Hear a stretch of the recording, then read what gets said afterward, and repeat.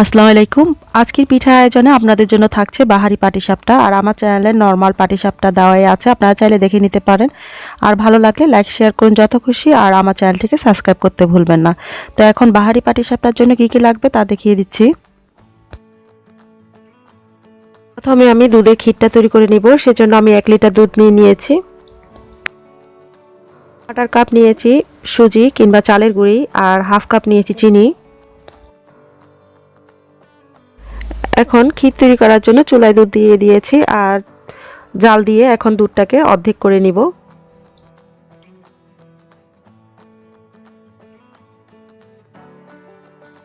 দুধটা যখন ঘন হয়ে আসবে, অর্ধেক হয়ে আসবে, তখন এতে দিয়ে দিচ্ছি আমি চালের গুঁড়া কিংবা ময়দা কিংবা সুজি, যে কোনো এক ব্যবহার করা যাবে। আমি এখানে দিয়েছি চালের গুঁড়ি, দিয়ে ভালো করে মিশিয়ে দিচ্ছি।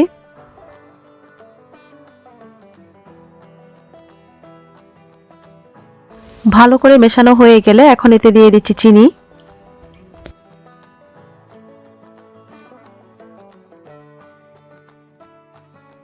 আর চিনি দিয়েও ভালো করে মিশিয়ে নিচ্ছি।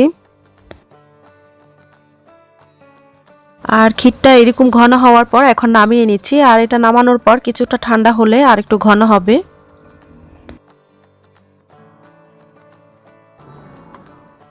আর এখন পাটিসাপটা পিঠা বানানোর জন্য কি কি লাগবে তা দেখিয়ে দিচ্ছি। এখানে আমি বাজারের কেনা চালের গুঁড়ি নিয়েছি 2 কাপ।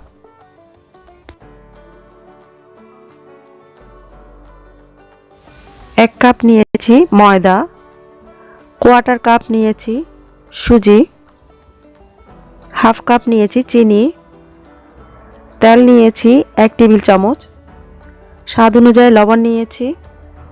এখানে আমি ফুড কালার ব্যবহার করব, লাল, সবুজ।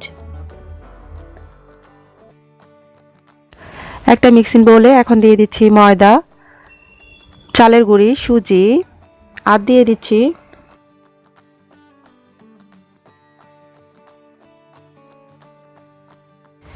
দিচ্ছি স্বাদ অনুযায়ী লবণ, আর চিনি দিয়ে দিচ্ছি। চিনিটা আপনাদের পছন্দ অনুযায়ী কম বা বেশি করতে পারেন। দিয়ে দিচ্ছি তেল।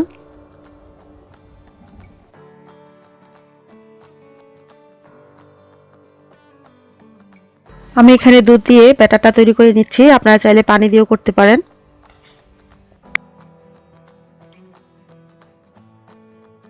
দুধ কিংবা পানি যেটাই হোক, কুসুম গরম থাকতে হবে। তা আমি এখন অল্প অল্প দিয়ে ব্যাটারটাকে তৈরি করে নিচ্ছি।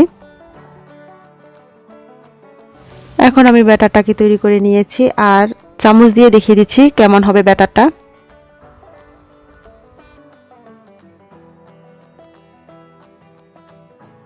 আর এখন ব্যাটারটাকে আমি 15 মিনিটের জন্য ঢেকে রেখে দিচ্ছি।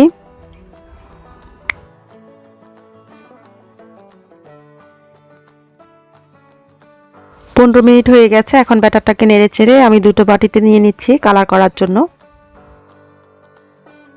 এখন বাটিতে নিয়ে আমি কালার দিয়ে দিচ্ছি, লাল কালার আর সবুজ কালার দিয়ে মিশিয়ে নিচ্ছি।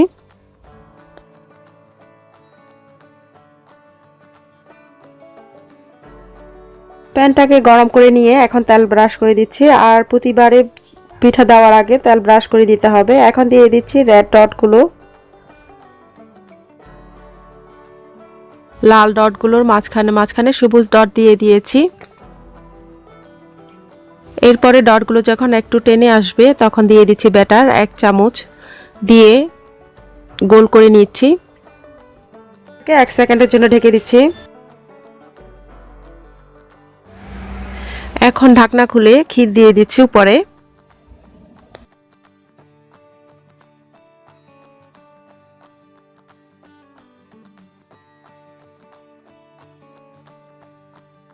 ক্ষীর দেওয়া হয়ে গেলে ক্ষীর দেওয়া পাশ থেকে এখন রোল করে নিচ্ছি। আর এইভাবে সবগুলোকে বানিয়ে নিব।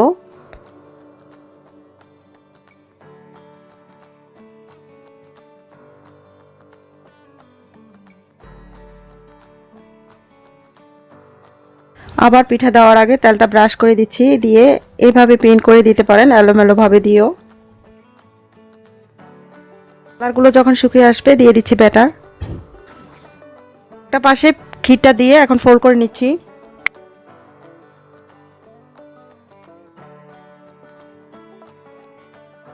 তৈরি করে নিয়েছি বাহারি পাটিসাপটা। আশা রাখছি ভালো লাগবে। আর ভালো লাগলে আরও পিঠা রেসিপি পেতে আমার চ্যানেলটিকে সাবস্ক্রাইব করতে ভুলবেন না। সবাই ভালো থাকুন। আল্লাহ হাফেজ।